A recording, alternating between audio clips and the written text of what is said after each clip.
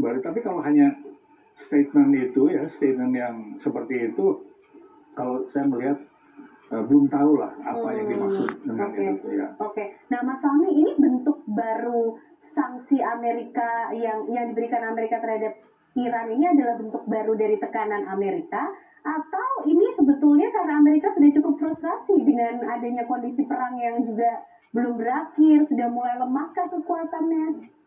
Iya, pertama soal ada tadi pernyataan atau framing ada penundaan sanksi terbesar ya, atau istilah sebelumnya dipakai istilah perang ekonomi gitu. Nah itu memang dalam arti sanksi terbesarnya saja, kata terbesarnya itu yang ditunda. Tapi sanksinya itu tetap berjalan.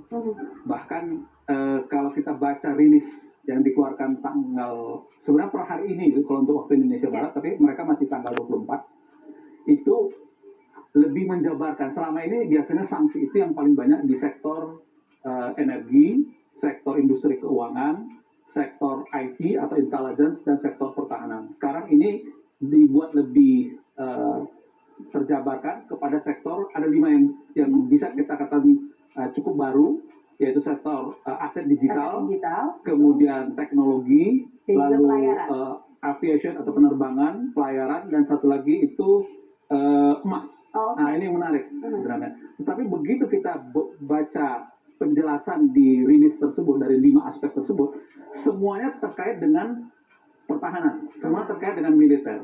Artinya tadinya kita membayangkan, pekan lalu kita membayangkan bahwa Amerika akan menerapkan perang ekonomi terhadap seluruh aspek kehidupan Iran, baik militer maupun sipil. Ternyata Amerika tidak berani. Amerika juga takut, ya, ini sanksinya akan bisa kemana-mana dan bahkan mungkin bisa dituduh sebagai negara teroris karena menerapkan sanksi kepada seluruh rakyat baik sipil maupun militer. Seperti misalnya teknologi tadi, Iran itu kan sangat maju dalam teknologi, dalam bioteknologi vaksin ya. WHO bahkan punya fasilitas riset di sana di Teheran yang kemudian dihancurkan oleh serangan Amerika dan Israel pada bulan Maret yang lalu. Nah itu kemudian tidak disinggung di situ. Jadi yang lebih banyak disinggung aspek-aspek yang terkait dengan misalnya aset digital, kripto, kemudian forex, tukar menukar mata uang asing. Nah ini yang mau dicoba oleh Amerika untuk bisa dikejar lebih lanjut. Tetapi ini akan sangat tergantung efektivitasnya pada sejauh mana negara-negara lain dalam merespon dan membantu Amerika. Dan di sini sesungguhnya yang akan terjadi, bagaimana mungkin keraguan yang muncul dalam pertarungan pemikiran pekan lalu, sehingga akhirnya muncul rilis seperti ini. Jadi sanksi masih terkait dengan sektor militer atau pertahanan secara umum, kemudian juga terkait dengan garda revolusi, jadi bukan kepada rakyat sipil Iran secara keseluruhan. Nah, karena kita tahu bagaimana Amerika mau memberlakukan sanksi ekonomi yang cukup luas dan rinci daripada sebelumnya, tapi pada saat yang sama Amerika kan melakukan perang tarif dengan Kanada. Beberapa hari sebelum pengumuman rilis hari ini itu, Kanada diancam untuk diberlakukan tarif 50% oleh Amerika. Nah ini akan membuat negara-negara yang selama ini menjadi tetangga dan sekutu Amerika belum tentu akan mau membantu Amerika dalam penerapan sanksi tersebut.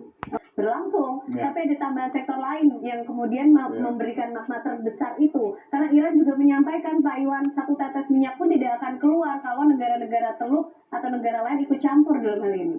Betul.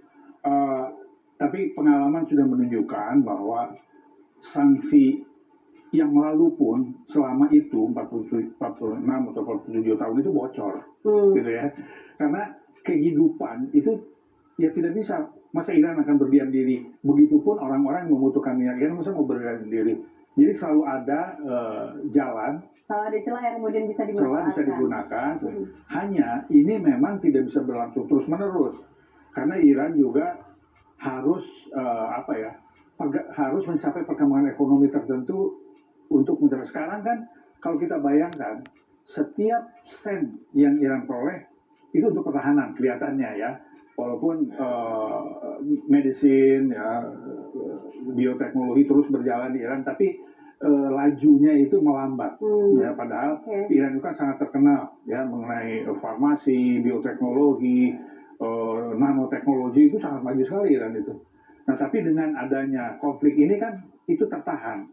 Nah ketika sektor-sektor sipil itu melambat, ekonomi melambat, dikhawatirkan tekanan domestik akan naik, malahan akan meningkat kan. Nah, oleh karena itu di